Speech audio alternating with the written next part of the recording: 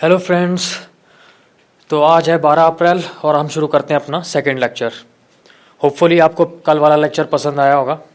इसमें मैं करता हूँ कि आप लोगों को अखबार पढ़ने में बिल्कुल भी एफर्ट ना लगाना पड़े। जितना भी छांटने का काम है और जो समराइज़ करने का काम है वो मैं आपके लिए करे दे रहा हूँ, ठीक है। तो आप लोग बस इसे ढंग से रिवाइज़ करो और टेस्ट सीरीज़ प्रैक्टिस करो, क्योंकि अब एग्ज़ाम के लिए दिन बहुत कम रह गए हैं। जितने ज़्यादा सवाल आप लोग लगाओगे उतना ही आपका स्ट्राइक रेट बढ़ता जाएगा एग्ज़ाम में, ठीक है। तो स्टार्ट करते हैं फिर। आज का पहला आर्टिकल है इंडियन एक्सप्रेस में दिया हुआ और ये रिलेटेड है कश्मीर इशू से। जैसा कि आपको पता होगा कि रिसेंटली कश्मीर में काफ़ी स्कर्मिशेस बढ़ गई हैं, जो लोकलाइट्स हैं और जो हमारे सीआरपीएफ और आर्मी वहाँ पे है। अभी रिसेंटली एक बायपोल हुआ था कश्मीर में, जिसमें कि सिर्फ 7% वोटर टर्नआउट हुआ है। तो this is a very serious issue and this can actually be thought of as the retreat of Indian state in Jammu and Kashmir, ठीक है। आज तक इंडिया को जो कॉन्फिडेंस था थोड़ा पिछले कुछ सालों में कि कश्मीर इशू शायद अब धीरे धीरे रिजॉल्व हो रहा है, वो इस कारण से था कि इलेक्शन में उनका टर्नआउट काफ़ी ज़्यादा बढ़ गया था।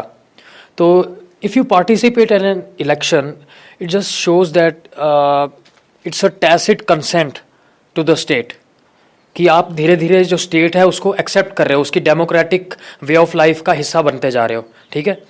इसलिए जो अचानक से ये वोटिंग परसेंटेज इतनी ज़्यादा गिर गई है, 7%, तो यार कुछ भी नहीं होता। Almost this can be treated as a boycott of polls in Kashmir. तो ये काफ़ी सीरियस इशू है। अब अटल बिहारी वाजपेयी जी के टाइम में जब अक्षरधाम टेम्पल पे अटैक हुआ था कश्मीर में, जम्मू कश्मीर में, तो भी इतने ज़्यादा टेररिस्ट अटैक होने के बावजूद वहाँ पे बायपोल्स में ऑलमोस्ट 40 to 43% वोटर टर्नआउट हुआ था। उसको अटल बिहारी वाजपेयी ने turning point in Kashmir politics कहा था कि अब लोगों ने टेररिज्म को छोड़कर डेमोक्रेसी का रास्ता अपना लिया है। अब देखो, इलेक्शंस डेमोक्रेसी की बैकबोन माना जाता है। Free and fair elections are the parameter to judge whether a democracy is working properly or not। तो जम्मू कश्मीर की जो मिलिटेंसी की प्रॉब्लम है, जैसे हम लोगों की आदत है कि हर चीज़ हम पाकिस्तान के सिर पे थोप देते हैं, तो ऐसा नहीं है। एक्चुअली 1987 में जो इलेक्शंस हुए थे जम्मू कश्मीर में, उसमें शायद रूमर्स थे या पता नहीं सच बात थी कि इंडिया ने इलेक्शंस के में वाइड स्प्रेड रिगिंग की है, फिक्स किए हुए हैं, मतलब एक तरह से इलेक्शंस, ठीक है। तो उसके बाद से जम्मू कश्मीर में लोगों का विश्वास उठ गया था इंडियन डेमोक्रेसी के ऊपर से, और मिलिटेंसी स्टार्ट हो गई थी, ठीक है। तो ऐसे इलेक्शन फिक्सिंग की जो र्यूमर फैली थी या जो न्यूज़ फैली थी, उसके बाद 1989 में बायपोल्स हुए थे, उसमें लगभग 5% लोग वोटर टर्नआउट हुआ था। तो राइटर कहता है कि ये जो अभी वाला बायपोल है, इसका जो 7% है और उस टाइम का जो 5% था, ये काफ़ी सिमिलर लग रहे हैं, और ऐसा लग रहा है कि सिचुएशन फिर से ग्रिम हो गई है इंडियन यूनियन के लिए कश्मीर में, ठीक है। तो ये जो लो वोटर टर्नआउट हुआ है लगभग 7% का, इसको देखा जा सकता है as a kind of no confidence vote against India, Indian democracy. Hurriyat जो सेपरेटिस्ट लीडर्स हैं, उन्होंने हड़ताल पे जाने को बोला था लोगों को कि बायकॉट कर दो इस पोल को, और ऑलमोस्ट मान सकते हो आपकी 93% लोगों ने बायकॉट कर भी दिया है। तो इससे ये पता चलता है कि धीरे धीरे उनकी पॉपुलैरिटी बढ़ती जा रही है, दे आर सक्सीडिंग, ठीक है। इसके अलावा एक और कॉन्टेक्स्ट है इस बायकॉट का। लगभग 96 Kashmiris have lost their lives over the turmoil that resulted after the death of Burhan Wani. जो बुरहान वानी के मरने के बाद जो प्रोटेस्ट मूवमेंट हुई थी, और भारत सरकार ने जो पैलेट गन यूज़ करने के लिए हिदायत दी थी पुलिस को और सीआरपीएफ को, उसके काफ़ी सारे लोगों की तो आंखें चली गई उसमें। तो ये जो रिएक्शन है, ये बायकॉट है, ये एक एंग्री रिएक्शन हो सकता है उसके अगेंस्ट। इसके अलावा एक और रीज़न है इस बायकॉट का, वो ये है कि जो बीजेपी और पीडीपी की अलायंस बनी है कश्मीर में, ये बहुत ही इलॉजिकल टाइप अलायंस है कि दोनों की आइडियोलॉजीज एकदम अलग हैं, ठीक है। और जो पीडीपी के अपने ही वर्कर हैं वो ही पीडीपी से नाराज़ हो गए थे जब उन्होंने देखा कि बीजेपी एक राइट विंग हिंदू पार्टी के साथ जो मानी जाती है उसके साथ पीडीपी ने अलायंस कर ली कश्मीर में, तो वो इसको अपना बिट्रेयल मानते हैं, तो उसके अगेंस्ट भी एक रिएक्शन हो सकता है ये।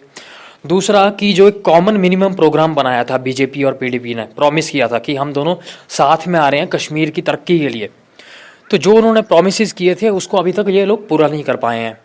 ठीक है, तो मतलब ये एक तरह से वोट ऑफ नो कॉन्फिडेंस है against the state as well as the central government.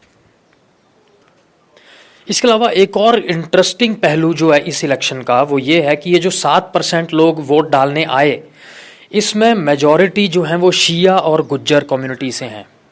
तो एक तरह से सेक्टेरियन डिवाइड भी देखने को मिल रहा है कश्मीर वैली में, जम्मू कश्मीर में, कि जो गुज्जर और शियाज हैं वो बेसिकली थोड़ा बहुत प्रो इंडिया माने जाते हैं, और जो सुन्नीज हैं जो कि वहाबी सेक्ट्स वगैरह को फॉलो करते हैं, वो तो आपको पता ही है, पॉलिटिकल इस्लाम, वो तो वैसे ही इंडियन यूनियन से खफा रहते हैं हमेशा और पाकिस्तान के ज़्यादा क्लोज हैं। तो ये भी एक रीज़न हो सकता है कि सेक्टेरियन डिवाइड देखने को मिल रहा है इस इलेक्शन में। ठीक है, अब इस प्रॉब्लम का इलाज क्या किया जाए? इलाज ये था कि जैसे अटल बिहारी वाजपेयी जी ने 3 pronged फार्मूला दिया था कश्मीर इशू के रेजोल्यूशन के लिए, जमहूरियत, इंसानियत और कश्मीरियत। तो उसके अंडर जो कश्मीरीज हैं वो ये चाहते हैं कि सारे स्टेक होल्डर्स को एटलीस्ट बातचीत के लिए इनवाइट किया जाएगा, and that includes the Hurriyat. अब इंडियन गवर्नमेंट जो है बीजेपी वाली, वो तो हुर्रियत को तो देख कर राज़ी नहीं है, वो तो बिल्कुल किसी हाल में बात नहीं करेंगे हुर्रियत के साथ। ठीक है, और साथ में ये चाहते हैं कि पाकिस्तान के साथ भी डायलॉग जो वो आगे बढ़े। उस पर भी इंडिया फ्लिप फ्लॉप करता रहता है, क्योंकि पाकिस्तान कभी ना कभी फिर टेररिस्ट अटैक कर देगा, फिर इंडिया डायलॉग को ख़त्म कर देगा, फिर दोबारा शुरू कर देगा। तो कश्मीरीज को लगता है कि ये सिर्फ आई वॉश हो रहा है, इंडिया पाकिस्तान के डायलॉग इतने सालों से चले आ रहा है, लेकिन उससे कोई भी फ्रूटफुल रिजल्ट अभी तक देखने को नहीं मिला है। ठीक है, तो ये थी जम्मू कश्मीर से न्यूज़।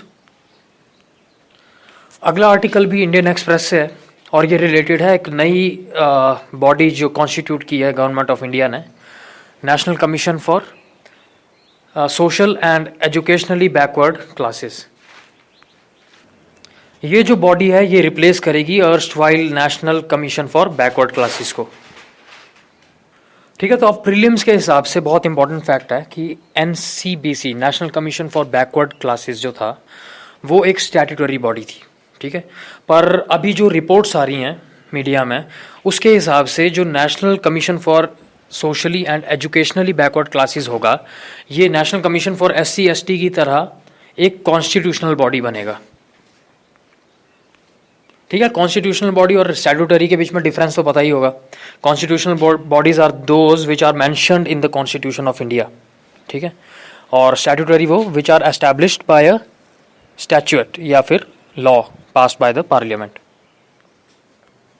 अब जो और कॉन्स्टिट्यूशनल बॉडीज़ हैं जैसे कि नेशनल कमीशन फॉर एससीज और नेशनल कमीशन फॉर एसटीज, अगर इनके बराबर इस नए कमीशन को लाना है तो क्या करना पड़ेगा? कॉन्स्टिट्यूशनल अमेंडमेंट करनी पड़ेगी।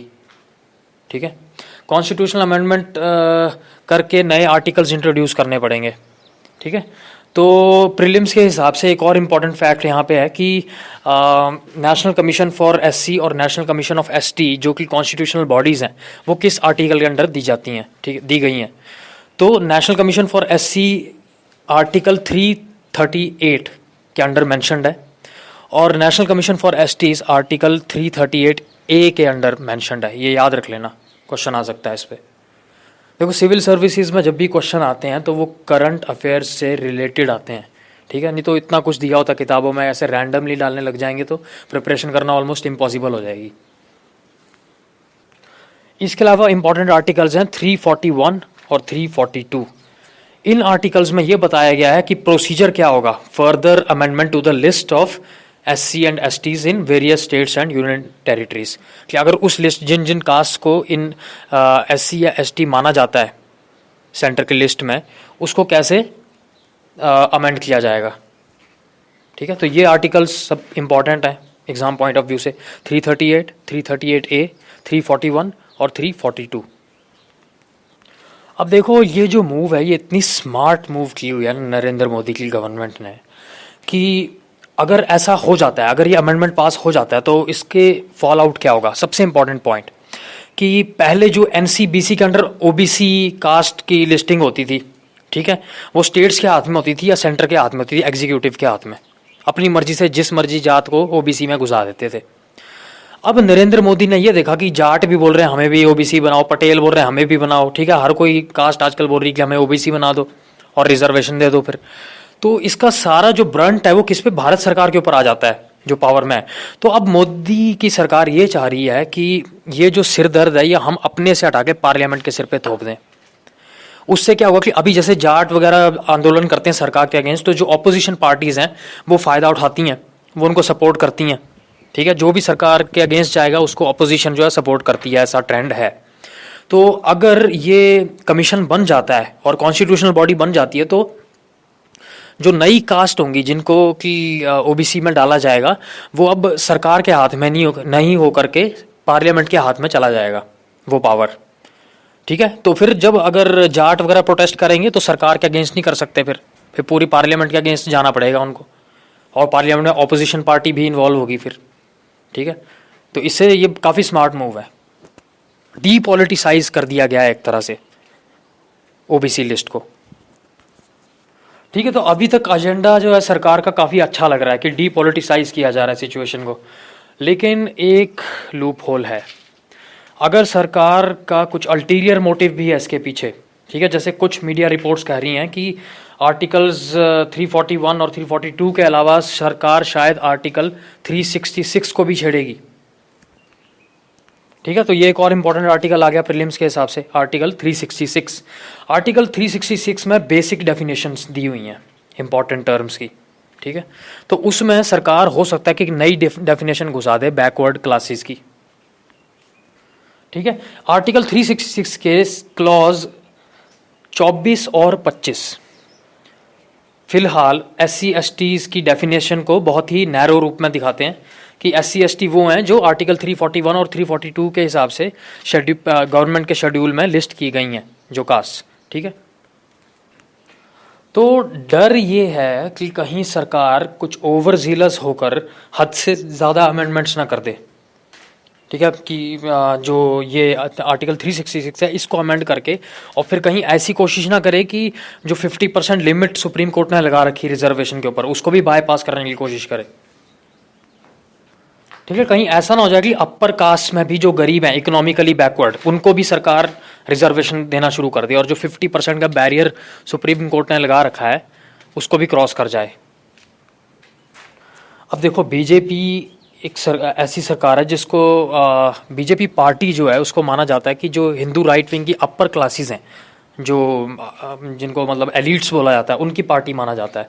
तो अगर इकोनॉमिक बेस पर इन्होंने ब्राह्मणों वगैरह को भी देना शुरू कर दी, राजपूतों ब्राह्मणों को भी रिजर्वेशन, तो उससे वो भी खुश हो जाएंगे, और जाट वगैरह को तो ये वैसे ही खुश कर रहे हैं, कई सोच रहे हैं, ठीक है। तो बीजेपी सोच रही है कि भाई दोनों तरफ से लोअर क्लासेस और अपर क्लासेस दोनों का फ़ायदा मिलेगा हमें, ठीक है। लेकिन ये बहुत ही डेंजरस प्रेसिडेंट होता है किसी भी ग्रोइंग इकोनॉमी के लिए, कि रिजर्वेशन जो होता है ना, कि रिजर्वेशन एफर्मेटिव एक्शन के अंडर आता है, और एफर्मेटिव एक्शन जो हिस्टोरिकल रॉन्ग्स हैं सोसाइटी ने जो किए हैं किसी के ऊपर, उसको दूर करने के काम आता है, ठीक है। अगर कोई बोले कि जो गरीब है उसको रिजर्वेशन मिलनी चाहिए तो ये this can not be justified, ठीक है। वो इसलिए होता है कि इकोनॉमिक बेसिस पे रिजर्वेशन देना इसलिए मुश्किल होता है कि इकोनॉमिकली किसी की आमदनी कितनी है उसको आइडेंटिफाई कर पाना नियरली इम्प्रैक्टिकल होता है, ठीक है। इंडिया में ज़्यादातर लोग कैश पेमेंट्स लेते हैं, ठीक है, बैंकिंग सेक्टर के थ्रू नहीं जाती पेमेंट्स। तो आपको क्या पता कि कोई बंदा पीछे शराब का ठेका चलाता हो इलीगली और आपको बताया कि भाई मैं तो BPL हूँ। आपने खुद ही देखा होगा कितनी जगह पे कि जिन लोगों का नाम IRDP लिस्ट में होता है, BPL की लिस्ट में होता है, उनके घर में गाड़ियाँ होती हैं दो दो, ठीक है। और एक और प्रॉब्लम आती है कि मान लो किसी को रिजर्वेशन मिल गई, ठीक है, इकोनॉमिक बेसिस पे, और रिजर्वेशन मिलने के बाद अचानक से वो कौन बनेगा करोड़पति में गया और वहाँ 5 करोड़ जीत लिया, तो आप बताओ, अब वो रहा गरीब, ठीक है। तो वो बहुत अनप्रडिक्टेबल होता है, इकोनॉमिक बेसिस पे रिजर्वेशन देना बहुत मुश्किल काम होता है, ठीक है। रिजर्वेशन की जगह आप इकोनॉमिक बेसिस पे अगर आपको देना ही है तो एक यूनिवर्सल बेसिक इनकम का जो कॉन्सेप्ट आ रहा है वो ज़्यादा ठीक है ऐसे, रिजर्वेशन देने से की जगह। रिजर्वेशन से क्या होता है कि फिर जो टैलेंटेड लोग हैं आपके, जब आप मान लो कि आईएएस के या एचएएस के एग्ज़ाम में 80% रिजर्वेशन ही हो गई, तो बंदे फिर मेहनत ही क्यों करेंगे फिर 20% सीटों के लिए, ठीक है। फिर वो वैसे ही इंडिया छोड़ के चले जाएंगे, तो उससे हमारा ही नुकसान है फिर, ठीक है। तो राइटर ये कहता है कि अगर आपको रिजर्वेशन देनी ही है तो सोशली एंड एजुकेशनली वाले क्राइटेरिया के साथ स्टिक कीजिए आप, इन लेटर एंड स्पिरिट। अब जैसे कि अगर ऑब्जेक्टिव कैलकुलेशन की जाए सोशली एंड एजुकेशनली बैकवर्ड, तो अगर अर्बन मुस्लिम्स को आप देखें तो वो सच में ही सोशली और एजुकेशनली बैकवर्ड हैं, उन्हें रिजर्वेशन मिलनी चाहिए थी। लेकिन आपको लगता है कि बीजेपी की सरकार कभी भी उनको रिजर्वेशन देगी? हो ही नहीं सकता। और बीजेपी ही क्यों, जो उससे पहले आने वाली सरकार, इतने सालों तक कांग्रेस ने ही रूल किया है, उन्होंने भी नहीं दिया, ठीक है। तो मतलब ऑब्जेक्टिवली नहीं देखा जाता इस मुद्दे को, और इसी की अप्रोच की ज़रूरत है, एक ऑब्जेक्टिव और क्लिनिकल और साइंटिफिक अप्रोच, ठीक है। तो ये था। अब नेक्स्ट आर्टिकल है द हिंदू से, इंडो पैसिफिक के डायनामिक्स से रिलेटेड है, ठीक है। तो देखते हैं क्या है इसमें, ठीक है। तो इस आर्टिकल में ये कहा गया कि इंडिया का ऑब्सेशन विद पाकिस्तान, जो कि फिर से सामने आया, बिकॉज पाकिस्तान ने जो हमारा एक कुलभूषण जाधव झा जो पकड़ा गया था, एक वो कहते हैं रॉ का स्पाई था, पता नहीं कौन था, ठीक है। तो उसको डेथ सेंटेंस सुना दिया है वहाँ की एक मिलिट्री कोर्ट ने, ठीक है। तो सिविलियन कोर्ट ने नहीं, एक मिलिट्री कोर्ट ने। तो वो उसके कारण इंडिया और पाकिस्तान में थोड़ी सी टसल चल रही थी। लेकिन उसके अलावा इंडिया जो है वो काफ़ी ज़्यादा एंगेज कर रहा है आजकल, काफ़ी असर्टिव हो गया अपनी फॉरेन पॉलिसी में। पिछले वीक ही 2 प्राइम मिनिस्टर्स इंडिया में आए हैं, एक बांग्लादेश की शेख हसीना और एक Turnbull Australian prime minister. HS में क्वेश्चन आ सकता है टर्नबुल कौन है, ऑस्ट्रेलिया का प्राइम मिनिस्टर, ठीक है। तो दिल्ली ढाका डिक्लेरेशन हुई है साइन, जिसमें जो डिफेंस पार्टनरशिप है इंडिया और बांग्लादेश, उसको लॉर्ड किया गया है कि फिशरमैन काफ़ी रेस्क्यू किए हैं दोनों साइड के कोस्ट गार्ड्स ने, ठीक है। तो काफ़ी अच्छा साइन है कि इंडिया धीरे धीरे काफ़ी ज़्यादा एंगेज कर रहा है अपने रीजन में, बे ऑफ बंगाल में भी और बियॉन्ड। जो वेस्टर्न पावर्स हैं वो बार बार इंडो पैसिफिक टर्म यूज़ कर रही हैं, because they want India to get involved in the Pacific ocean, ठीक है। इंडिया का वैसे कोई बहुत ज़्यादा वहाँ पे घुसने का तुक बनता नहीं है, लेकिन यूएस वगैरह चाहते हैं कि चाइना को काउंटर बैलेंस करने के लिए इंडिया को पैसिफिक में उलझाओ किसी तरह। और रैशनल उसका इंडिया के लिए भी है, क्योंकि चाइना जो है वो इंडियन ओशन में दखल दे रहा है बार बार, ठीक है। जैसे ग्वादर पोर्ट हो गया, या आगे श्रीलंका के साथ भी पोर्ट्स बना रहा है, ठीक है। तो अब इंडिया को भी कुछ ना कुछ तो करना पड़ेगा, तो इंडिया को पैसिफिक की साइड जाने के लिए एनकरेज किया जा रहा है, ठीक है। तो बांग्लादेश के साथ क्या क्या इम्पोर्टेंट हमारी एग्रीमेंट्स हुई हैं, एक जो मतलब MOU साइन हुआ है for a kind of informal defence pact बोल सकते हैं। साथ में ही इंडिया ने लाइन ऑफ क्रेडिट एडवांस की है बांग्लादेश की आर्म्ड फोर्सेस को वेपन्स खरीदने के लिए, $500 मिलियन। तो अभी तक का किसी भी देश को दिया गया इंडिया का ये सबसे बड़ा लाइन ऑफ क्रेडिट है। और ख़ास बात यह है कि देखो, लाइन ऑफ क्रेडिट दिया जाता है कि एक तरह से लोन, उधार, कि आप हम ही से वेपन्स खरीदना इस पैसे से, अगर आपके पास अभी पैसे नहीं है। लेकिन ख़ास बात यह है कि इंडिया ने बांग्लादेश को ये पैसे तो दे दिए, पर बोला है कि आप वेपन्स चाहे कहीं से भी खरीदें, हमारे से खरीदने की ज़रूरत नहीं है। तो इससे यह पता चलता है कि इंडिया जो है वो बांग्लादेश को, जैसे क्रिटिसिज्म किया जाता है शेख हसीना का कि बांग्लादेश को उसने इंडिया का एक स्टेट बना के रख दिया है, ठीक है। तो ऐसा नहीं है, इंडिया उसको आज़ादी दे रहा है कि आप अपने आप जो खरीदना खरीदो, ठीक है। तो बांग्लादेश में काफ़ी सारा कॉन्फिडेंस दिखा रहा है इंडिया, और लगभग $4.5 billion line of credit additional दी है बांग्लादेश को इंफ्रास्ट्रक्चर प्रोजेक्ट्स के लिए, जिसमें कि मेजरली फोकस किया गया है अपग्रेडेशन ऑफ पोर्ट्स। पोर्ट्स भी इंडिया के लिए कौन से इंपॉर्टेंट है बांग्लादेश में? चिटागोंग पोर्ट, मोंगला पोर्ट और एक पायरा पोर्ट, ये 3 पोर्ट, इनके नाम भी इंपॉर्टेंट है, चिटागोंग, मोंगला और पायरा पोर्ट, ठीक है। इसके अलावा BBIN motor vehicles arrangement sign की गई है कि movement of goods over land, BBIN Bangladesh, Bhutan, India, Nepal, ठीक है। उससे क्या होगा, इंडिया का नॉर्थ ईस्ट जो है वो धीरे धीरे साउथ ईस्ट एशिया में, जो ईस्ट एशिया उस साइड को एक्सपैंड करेगा उसका ट्रेड, ठीक है। तो जो आइसोलेशन है नॉर्थ ईस्ट इंडिया की, वो भी इस तरह से दूर की जा सकती है। इसके अलावा बस सर्विस शुरू की गई है कोलकाता और खुलना के बीच में। बांग्लादेश में खुलना एक जगह है, उसके और कोलकाता के बीच में डायरेक्ट बस कनेक्टिविटी और रेल कनेक्टिविटी दोनों। और इनलैंड वाटरवेज भी डेवलप की जा रही हैं। ठीक है, ठीक है। इसके अलावा और भी बहुत से, जैसे गवर्नमेंट ऑफ इंडिया में, सेंट्रल गवर्नमेंट ने बहुत अच्छी भूमिका निभाई लैंड बाउंड्री एग्रीमेंट जो पिछले साल साइन हुआ था इंडिया और बांग्लादेश के बीच, उसमें। ठीक है, और बांग्लादेश ने भी रेसिप्रोकेट किया, शेख हसीना ने। उन्होंने उल्फा के जितने भी लीडर्स हैं उनको इंडिया को सौंप दिया, उनके कैंप्स नहीं चलने दे रहे हैं अपने वहाँ पे आजकल। ठीक है, फिर national democratic front of Bodoland, उनको भी वो शरण नहीं दे रहे हैं। ठीक है, तो काफ़ी सारे पॉजिटिव डेवलपमेंट्स हैं दोनों देशों के बीच। ठीक है, तो बांग्लादेश के साथ प्रॉब्लम ये है कि अभी तीस्ता वाले वाटर शेयरिंग डिस्प्यूट्स चल रहे हैं। ठीक है, बाकी सब काफ़ी सही चल रहा है। अब जो इंडिया को अगर रीजनल सुपर पावर बनना है तो अपने रीजन में सबको खुश रखना पड़ेगा। उसके लिए एक बहुत इंपॉर्टेंट डॉक्ट्रिन है गुजराल डॉक्ट्रिन। आई के गुजराल जो हमारे अर्स्टवाइल प्राइम मिनिस्टर थे और कभी फॉरेन मिनिस्टर भी रहे हैं, उन्होंने ये डॉक्ट्रिन दिया था कि इंडिया को साउथ एशिया में एक बड़े भाई की तरह रहना चाहिए सब कॉन्टिनेंट में।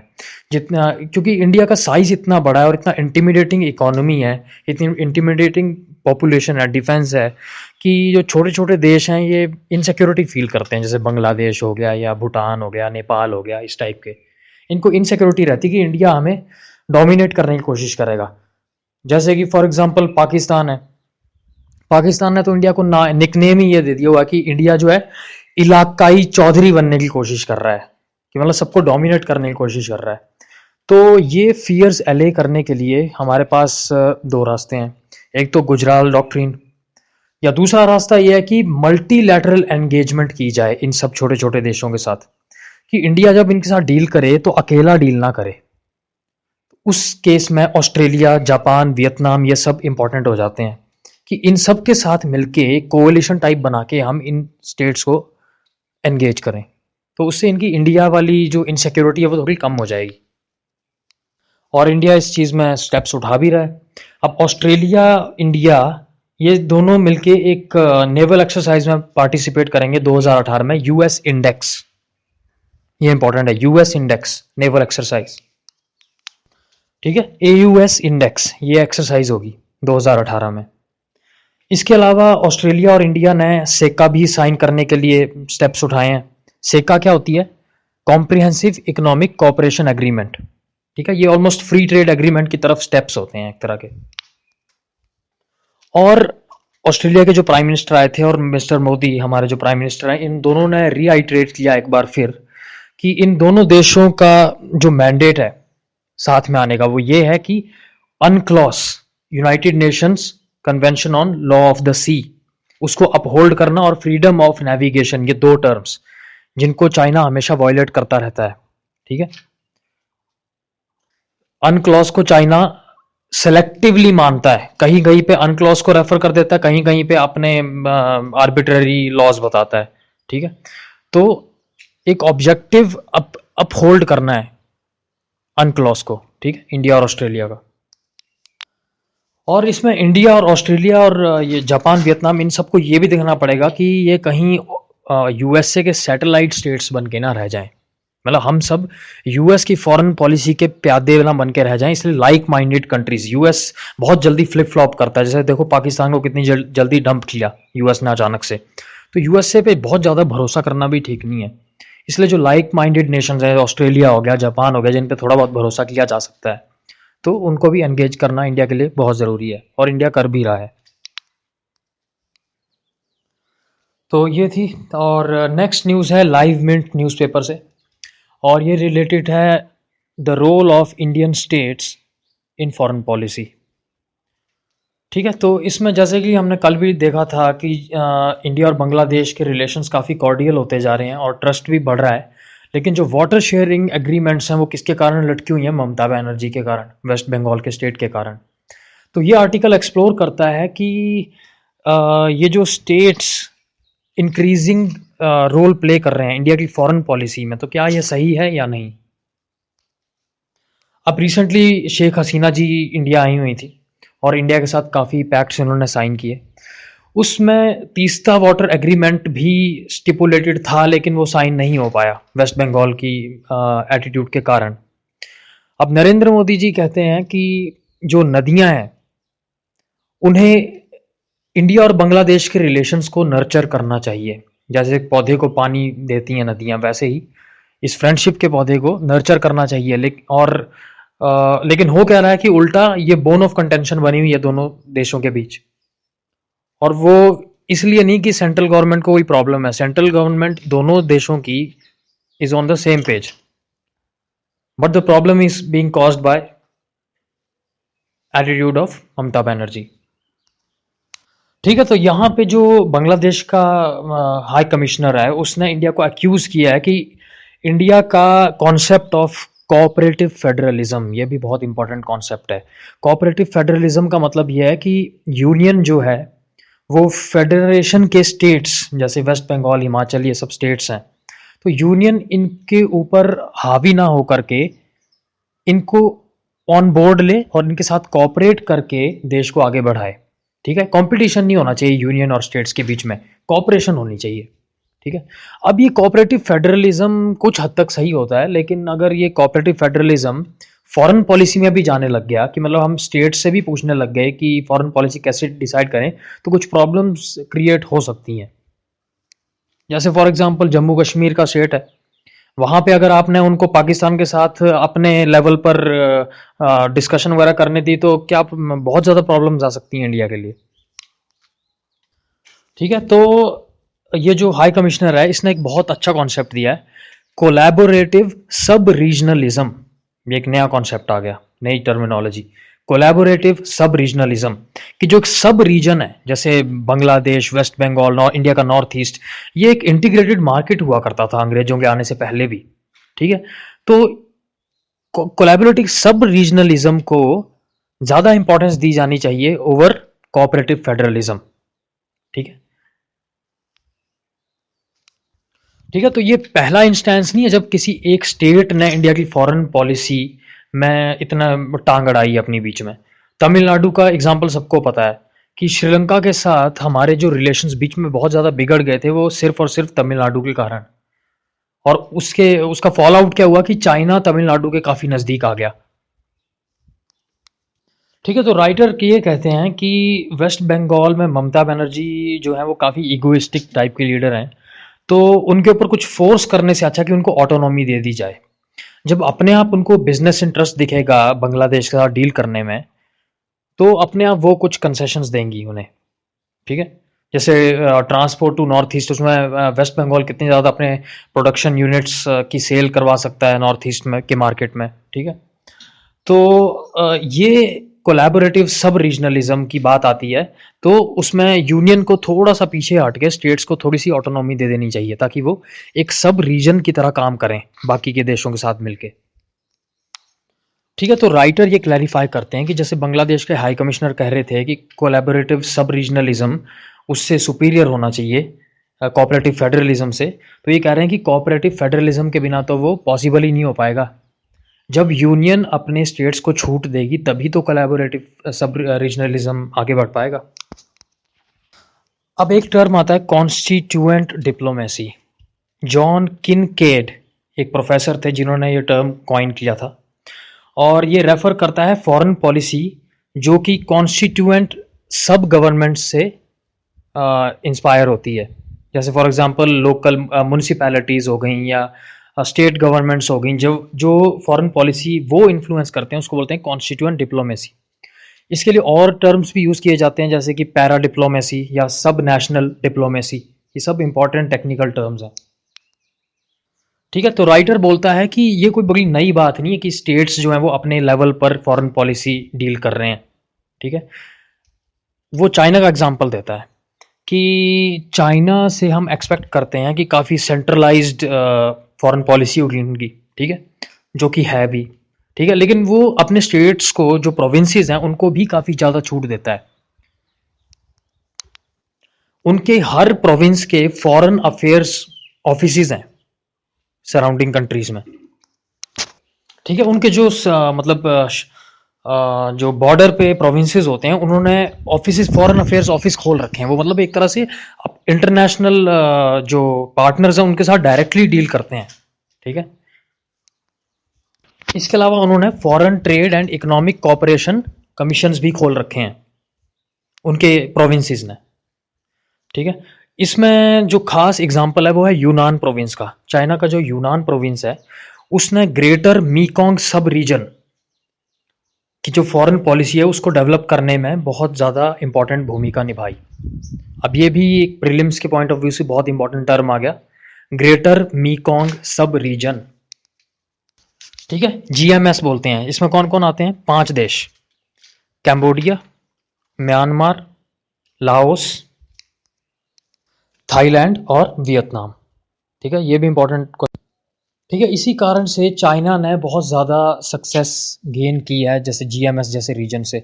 इसके अपोज्ड इंडिया ने इतनी ज़्यादा सक्सेस गेन नहीं की है। और इंडिया के कैसे कैसे इनिशिएटिव्स में इन्वॉल्व है, जैसे BCIM, BBIN, बिम्स्टेक और मीकोंग गंगा कॉपरेशन। ठीक है, इसमें बिम्स्टेक तो पता ही होगा, बे ऑफ बंगाल इनिशिएटिव जो है, और दूसरा मैंने बताया BCIM, Bangladesh, China, India, Myanmar. BBIN, Bangladesh, Bhutan, India, Nepal. ये भी इंपॉर्टेंट है, याद रखना प्रीलिम्स के पॉइंट ऑफ व्यू से। ठीक है, तो ऐसे मतलब स्टेट्स को ऑटोनॉमी देना ताकि वो अपने लेवल पे अपने टर्म्स पे एंगेज कर सकें इंटरनेशनली, ये इंडिया के अपने फ़ायदे में रहेगा। ठीक है, जो टसल है दोनों सेंटर और स्टेट्स के बीच में वो इससे काफ़ी स्मूथ डाउन हो जाएगी जब स्टेट्स को अपने आप फ़ायदा दिखेगा, वहाँ के अपने लोगों को फ़ायदा दिखेगा बांग्लादेश को कंसेशंस देने में। ठीक है, तो कोऑपरेटिव फेडरलिज्म एंड कोलैबोरेटिव सब regionalism should go hand in hand, ऐसा ये आर्टिकल कहता है। अगला आर्टिकल है इंडियन एक्सप्रेस से और ये रिलेटेड है एयर बैग्स जो गाड़ियों में लगते हैं। तो रिसेंटली टोयोटा ने दुनिया का सबसे बड़ा रिकॉल ऑर्डर किया है। 2.9 मिलियन कारें वर्ल्ड वाइड टोयोटा ने वापस बुला ली हैं क्योंकि उन्होंने कुछ इंजीनियरिंग डिफेक्ट था एयर बैग्स में। एयर बैग बनाती थी टकाटा नाम की कंपनी, जो कि जापानीज के लिए वर्ल्ड वॉर में पैराशूट्स बनाने का काम करती थी। अब देखो, एयर बैग्स का फंक्शन क्या होता है कि जो इनमेट्स होते हैं, जो गाड़ी चला रहे होते हैं लोग, एक्सीडेंट से आदमी मरता कैसे है ज़्यादातर, उसका सिर फट जाता है स्टीयरिंग के साथ टकरा के या डैशबोर्ड के साथ टकरा के। ठीक है, तो इस इम्पैक्ट से बचाने के लिए उसके मुंह के आगे एकदम से गुब्बारा की तरह फूल जाता है एयर बैग और उसको कुशन कर देता है, स्पॉन्ज की तरह आ जाता है उसके आगे। ये करने के लिए एयर बैग में कैपेबिलिटी होनी चाहिए बहुत जल्दी से इन्फ्लेट होने की, मिली सेकेंड्स में हो जाना चाहिए। ठीक है, वरना हो तो एक्सीडेंट हो जाएगा, उसके बाद इन्फ्लेट होगा तो क्या फ़ायदा फिर। ठीक है, तो ये हवा भरने का जो मैकेनिज्म है ये केमिकल रिएक्शन के थ्रू अचीव किया जाता है। प्रोपेलेंट्स चाहिए होते हैं, छोटे छोटे पैलेट्स यूज़ होते हैं जो आपस में कांटेक्ट में आके जैसे ही अगर एक्सीडेंट हुआ तो एकदम से बहुत ज़्यादा गैस बनाते हैं और इन्फ्लेट कर देते हैं एयर बैग को। अब जो ये टकाटा कंपनी है ये यूज़ करती थी प्रोपेलेंट सोडियम एजाइड। ठीक है, जो कि पहले मिसाइल्स वगैरह में यूज़ होता था। और इसने अब ये माना कि जो सोडियम एजाइड ये यूज़ करती थी, इस प्रोपेलेंट के कारण अगर बहुत ज़्यादा टेम्परेचर हो जाए तो ब्लास्ट हो सकता है डायनामाइट की तरह, और उस ब्लास्ट से ही लगभग 16 आदमी मर गए, 16 में से यूएसए के अंदर। ठीक है, उसके बाद फिर ये तहकीकात शुरू हुई कि हो क्या रहा है, तो फिर पता चला कि इस कंपनी ने रिसर्च छुपाई हुई थी, रिसर्च में फाइंडिंग्स आई हुई थी कि ऐसा ऐसा खतरा हो सकता है। ठीक है, उसने एक्सेप्ट किया है और $1 बिलियन फाइन पे करने के लिए उन्हें कहा गया है। ठीक है, उसके बाद फिर इन्होंने यूज़ किया था टेट्राजोल सेकंड जनरेशन, और बाद में आगे अमोनियम नाइट्रेट पे। अब देखो, अमोनियम नाइट्रेट जो होता है वो तो एक्सप्लोसिव्स में यूज़ होता है। ठीक है, उसको ये चीज़ ये लोग यूज़ करते हैं क्योंकि वो सस्ता पड़ता है इनको। लेकिन कुछ इंक्रीजिंग टेम्परेचर के बाद उसकी नेचर चेंज हो जाती है और उसमें ब्लास्ट भी हो सकता है डायनामाइट की तरह। उसके बाद एक टेक्निकल टर्म आता है critical relative humidity. Critical relative humidity एक ऐसा पॉइंट होता है जिसके बाद जो सब्सटेंस है वो वाटर को, एटमॉस्फेयर के वाटर को एब्जॉर्ब करना शुरू कर देता है और पाउडर फॉर्म में आ जाता है क्रिस्टल से। ठीक है, तो ये जो अमोनियम नाइट्रेट होता है, इसका जो क्रिटिकल रिलेटिव ह्यूमिडिटी है वो लगभग 59.4 डिग्री सेल्सियस होती है। ठीक है, जब एकदम से प्रोपेलेंट एक्शन में आता है, जैसे गाड़ी का एक्सीडेंट हुआ तो टेम्परेचर इंक्रीज होता है और ये पैलेट्स जो हैं इसकी वो पाउडर फॉर्म में कन्वर्ट हो जाती हैं। और जब पाउडर फॉर्म में अमोनियम नाइट्रेट आ जाता है तो उसका ब्लास्ट होने का चांस बहुत ज़्यादा बढ़ जाता है। तो जब एयर बैग इन्फ्लेट होता है अचानक से, तो जिस मेटल केसिंग के अंदर ये लोग अमोनियम नाइट्रेट को रखते थे, वो ब्लास्ट होके फिर उसके जो फ्रैगमेंट्स हैं वो बिल्कुल गोली की तरह अंदर बैठे हुए ड्राइवर और बाकी सारे इनमेट्स के ऊपर जाके लगते थे। ठीक है, उससे उनकी डेथ हो जाती है। ठीक है, तो ये थी problem ammonium nitrate based propellant की। ठीक है, अगला आर्टिकल है द हिंदू से और ये रिलेटेड है जॉब सिनेरियो पे in the face of automation. Robotics धीरे धीरे बढ़ते जा रहे हैं, सोफिस्टिकेशन उनकी, और उससे जॉब क्रिएशन पे क्या इफेक्ट पड़ेगा। तो ये आर्टिकल शुरू होता है कि इंडिया की यंग पॉपुलेशन को जॉब्स की इतनी कमी है, हालांकि India world's fastest growing major economy है। ठीक है, तो एक OECD ने सर्वे किया। OECD एक ग्रुप ऑफ कंट्रीज है, ठीक है, इंटरनेशनल ऑर्गेनाइजेशन है। इसने एक सर्वे किया, उसमें पाया है कि 30% इंडियंस 15 साल से 29 साल के बीच ना तो किसी जॉब में है, ना ही किसी ट्रेनिंग में है, और ना ही किसी अच्छे एजुकेशनल इंस्टीट्यूशन में। ठीक है, इसके बाद एक बहुत ही मायूसी क्रिएट करने वाली रिपोर्ट आई थी AICTE की तरफ से। AICTE क्या है? All India council for technical education, जो कि सर्टिफिकेशन करता है यूनिवर्सिटीज़ वगैरह को। ठीक है, तो ये इन्होंने रिपोर्ट दी थी कि लगभग 60% इंजीनियर, 8 लाख इंजीनियर निकलते हैं इंडिया से हर साल, उनमें से 60% जो हैं जॉबलेस रहते हैं। तो मैक्सिमम इंजीनियर्स जो हैं वो डिग्री लेके ऐसे घूमते रहते हैं। ठीक है, आधे से ज़्यादा तो IAS और HAS के एग्ज़ाम की तैयारी में लगे रहते हैं बेचारे। ठीक है, अब इतनी बुरी हालत है पहले से ही, और ऊपर से मंदी का दौर चल रहा है वर्ल्ड इकोनॉमी में। तो अपने प्रॉफिट्स को बचाने के लिए कंपनीज क्या कर रही हैं कि मैन पावर को कम कर रही हैं, नौकरी से निकाल रही है लोगों को। और जब लोगों को नौकरी से निकालेंगी तो उसको सब्स्टिट्यूट किससे करेंगे? रोबोट से, कंप्यूटर प्रोग्राम से। ठीक है, वैसे एक बहुत इंपॉर्टेंट टर्म है, एक नया कंप्यूटर प्रोग्राम है, JP मॉर्गन एक बहुत फेमस कंपनी है, उसने क्रिएट किया कॉइन, COIN, कॉइन नाम का एक सॉफ्टवेयर है। ये क्या करता है? लीगल पेपर्स को एनालाइज कर लेता है with in a few minutes. ठीक है, जिस काम को करने के लिए उनकी लीगल टीम्स को लगभग 36,000 मैन आवर्स लगते थे, उसको वो कुछ ही मिनटों में कर देता है। तो ये है इनकी एफिशिएंसी। ठीक है, वैसे ही अमेरिका के कोई मेडिकल इंस्टीट्यूट्स में IBM का एक सॉफ्टवेयर है वॉटसन, ठीक है, उसको यूज़ किया जा रहा है, तो वो भी 99% एक्यूरेसी दे रहा है।